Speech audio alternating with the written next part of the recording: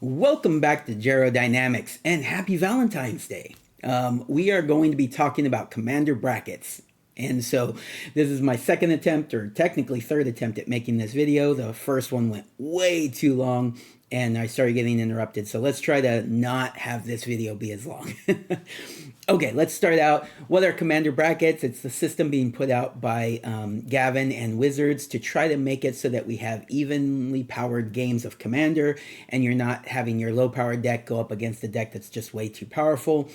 And that's basically the general idea of what these are. So let's talk about them.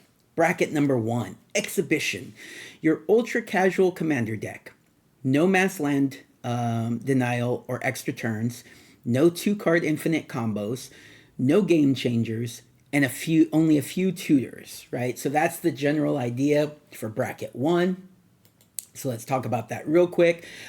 Overall, I am very happy with the bracket system. We'll talk about a few of changes that I think could be made, or just my ideas that could be made. But overall, I do want to say I am happy with this system. I think it's going to lead to a much better commander environment. But I know some people don't agree with that. So feel free to comment down below. All right, so let's talk about this a little bit. No mass land denial, perfect. That absolutely should be in bracket 1. Or extra turns, perfect. Should not be in bracket 1. No 2-card infinite combos. I would actually probably expand this out and just say no combos in bracket 1. There are people that don't like to build or play against combos at all. And I think that's a good idea in this super casual bracket. We can talk about adding in some combos later on. But I think they should probably remove combos altogether in this bracket. Then we have no game changers. We'll talk about that more later in the video, but there's a list of cards called game changers, and you can't have those in your decks at this power level. Then there is few tutors. I think, again, similar to combos, I think there should be no tutors in your bracket 1 decks. I think that's a change that I would recommend making. I just think that, there are people out there, they want to build decks where they have a different game every time they play. They don't want to be searching up their most powerful card. Whatever the cards give them, that's what they're going with. And so I think that maybe having no tutors in this bracket 1 is a good idea. Let's jump up to bracket number 2. It's called Core. The average current pre-constructed deck. So this is, you bought a pre-constructed deck. It should fit in this bracket 2. It probably is a little more powerful than someone who just went out and built a bracket 1 deck, but not like overly so. Just a little bit, right? And this kind of gives them some wiggle room in their building of these pre-constructed decks. It makes it so that they don't have to be so powered down, which then just leads to people not buying them. So bracket 2 for pre-constructed decks sounds great to me. All right, what else does it say? No mass land denial, perfect. No chaining extra turns. I'm on board with this. I like this as the way they go with this. You could just not have extra turn spells again in bracket 2 and just leave those for bracket 3. But I like this. This is a good compromise. And so we'll see how that plays out. All right. No 2-card infinite combos. Perfect. So, in bracket 1, I would say no combos. Bracket 2, no 2-card infinite combos. I like that for bracket 2. No game changers. Again, we'll talk about those in a little bit. And a few tutors. Perfect. I think this is exactly right. No game changers. Few tutors. You don't want, your deck built around tutors at this core level 2. Bracket level 2 core. I like this. So I would probably say you could go get away with not making any changes to bracket 2. I think it's pretty solid. With my only exception being, the extra turns. Anyways. Bracket 3, upgraded beyond the strength of an average pre-con deck. So you say you've taken a precon deck, you've switched out some of the lands, you've added a couple of more powerful cards, and maybe even possibly some of the game changers. So one of the rules changes is this, where you can use 3 game changer cards. Again, we'll talk about what those are after I go through these brackets. I'll give you the list of the game changer cards. Okay, so you can have 3 of those in this type of deck, but still no mass land denial. Love it, perfect. No chaining extra turns. See, this is, I think you could go from a no extra turns to no chaining extra turns from 2 to 3. But, you know, we're here. We're here. So no chaining extra turns still at this point. And then you're allowed a late game 2-card infinite combo, or you're allowed late game 2-card infinite combos. Okay, so I like this. I think this is fine here. Maybe a little bit more clarification, and maybe he gives it in the article or the video. I can't quite remember. So if he does, perfect. But, you know, as far as the bracket goes, I think maybe a little bit of clarification on this. I think maybe what they mean is that these 2-card infinite combos should be combos that involve at least 1 card that's probably a high mana card. Something that you're not going to be able to play early in the game usually. And so I would consider that a late game 2 mana card, right? Or 2 mana combo, right? Rather than it just being, okay, well, it's a 2 mana combo. I just have to wait to be able to play it. I have both cards in my hand, but we're in turn 3 or 4, so I need to just wait until turn 7 or 8, right? That's fine too, but I think that more so what we're talking about here is one of the cards should be a higher mana card. Anyways, that's my thoughts on it. We'll see. Okay. 4, optimized. So bracket level 4 is called optimized. High power commander. It's time to go wild. No restrictions other than the ban list. And I don't know if I said this already or not, but there's 5 brackets. So why, if bracket 4 says all this, where it's no restrictions, why do we have a 5th bracket? Okay, well, so real quick, bracket 4, optimized, high power commander, it's time to go wild, no restrictions. I would probably add some restrictions here, but we'll come back to that. Bracket 5, CEDH, high powered with a very competitive and metagame focused mindset. Again, no restrictions other than the ban list. So, okay, so the difference, and he talks about it in the video, he talks about it in the article, the difference between 4 and 5 is all mindset. Metagame. Metagame focused mindset, competitive mindset, right? So here's how I look at that. In bracket 4, your goal is also probably to win in most decks, right? Your goal is typically going to be to win the game in bracket 4. However, 5, CEDH, is typically to win as quickly as possible, right? So there's no, well, you know, I really want to win, but I'm not going to win until like turn 5 or 6, right? In CEDH, if you can win turn 1, you're winning turn 1, right? So that's kind of the mindset of competitive. Also competitive is tournaments, right? So CEDH is you're probably playing in some sort of tournament or for some sort of prizes. I mean, bragging rights is there, you know, and some people do play CEDH for fun, just for fun. But I would think that it's more of a, hey, you're competitive because you're trying to win something. That's my mindset of the difference between bracket 4 and 5. All right, so that's competitive. The metagame, that's where I think the big difference is here. Okay, well, real quick, so competitive, I would say bracket 5 is probably more often going to be 1v1, right? You're playing against one other person, you're trying to beat each other as quickly as possible, just like other sorts of, 1v1 type of formats. You're not going to see a whole lot of pods in CEDH, but some people do. Some people like a CEDH pod where they like playing against 3 other evenly powered CEDH decks, right? So you'll see it sometimes, but more often than not, you're probably looking at 1v1. Okay, So the concept of oh, where was I? Metagame, right? So when I think metagame, I also think tier list, right? So you're building a deck that is probably also being used by somebody else, by many other people to win games, right? It's a proven deck.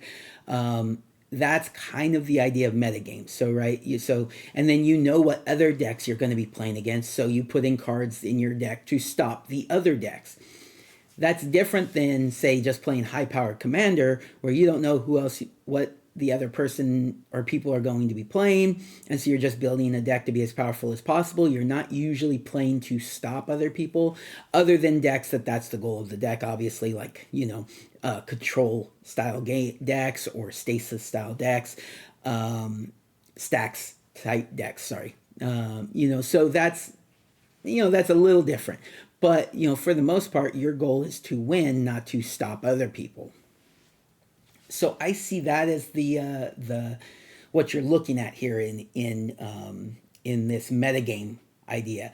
And I think there's a better way to implement it. I just think it's going to be harder to implement because you're going to be wanting to look at a tier list, and the tier list is obviously not built into the brackets, and it's going to be ever evolving. And so you're going to go to some sort of external site. You're going to be looking at these decks that have the best win rates and, are basically the best decks to be playing in that format at that time. And if you're playing one of those decks, you're in bracket 5. And so there's probably a way to do this, but it is going to be tough because, again, it's an external site, right? Also, how much of the deck then, right? So just because I'm playing the same commander doesn't mean that it's a tier deck, right?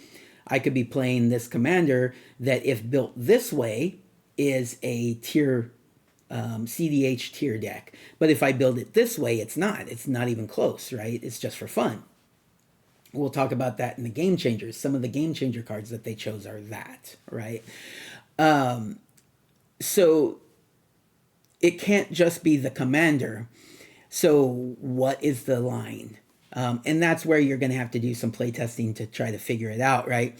Is it, if your deck is 25% of the tier deck, you have 25% of the cards match the tier list deck, you're the tier deck, right? You just have chosen different cards to put in at different slots.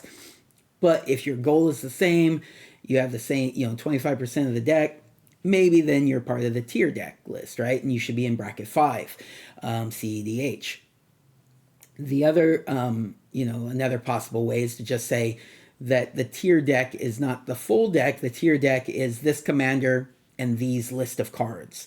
If you have this commander and these list of cards, you're playing the tier deck regardless of what the rest of your cards are, that sort of thing.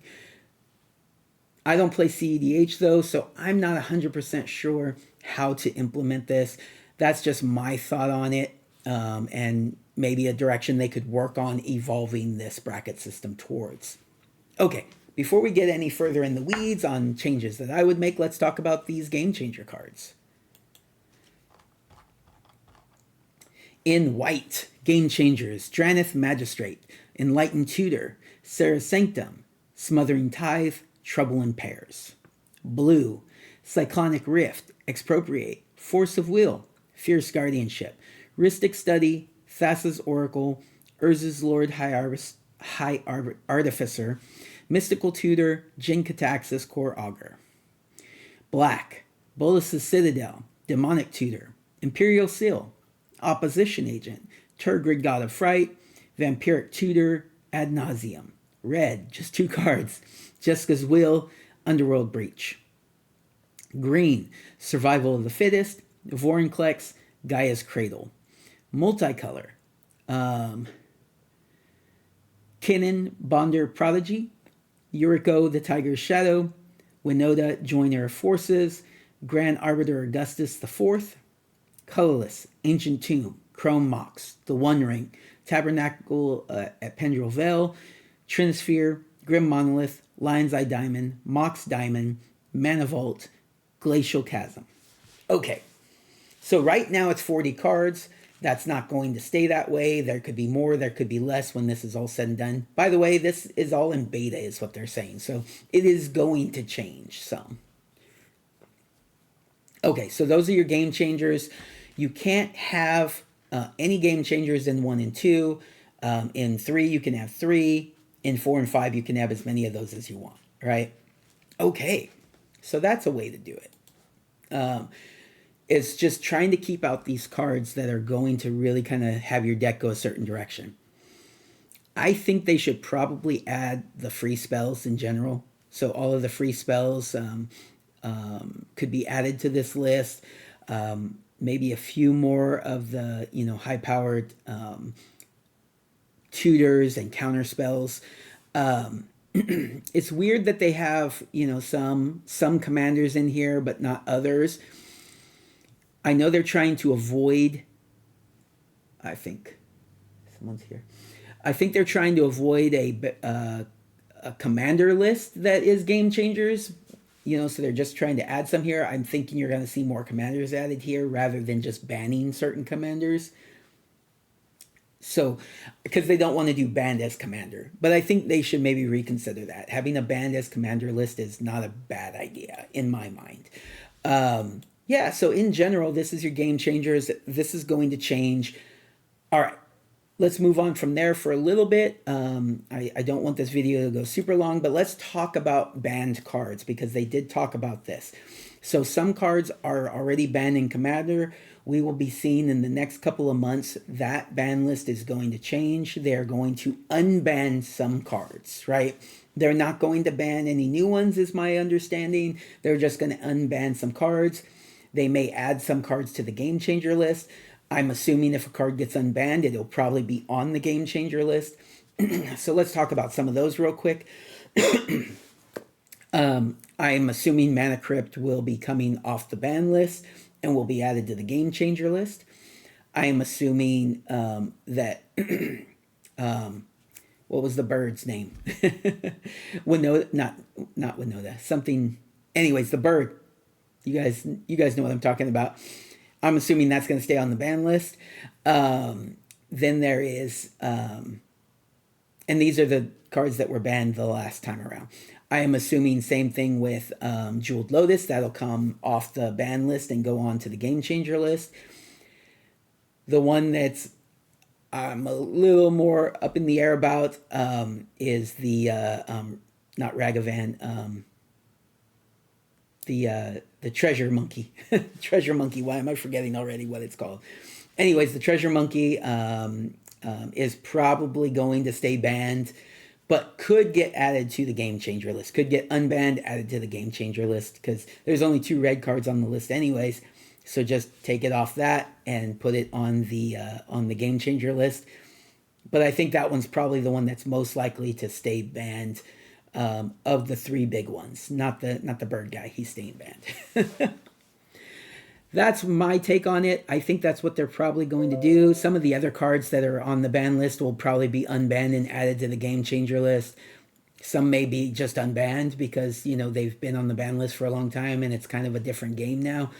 But that's what I think is going to happen.